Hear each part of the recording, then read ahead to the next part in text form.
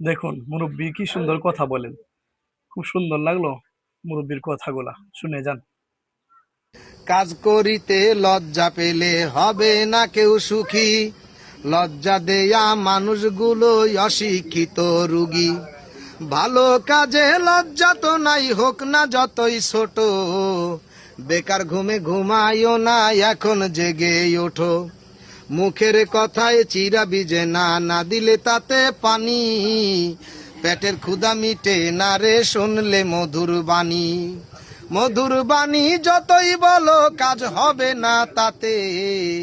কাজ করিতে বলছে নবী সবার আপন হাতে। কাজ করিলে সফলতা আসবে ঘরে ঘরে।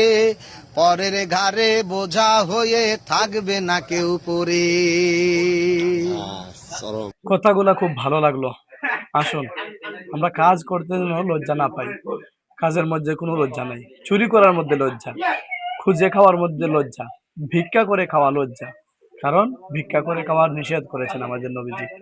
এজন্য আসুন আমরা যার যে যোগ্যতা আছে সেই যোগ্যতা নিয়ে আমরা কাজ করি। কাজ করে খাওয়া ইবাদত। আপনারা কি বলেন?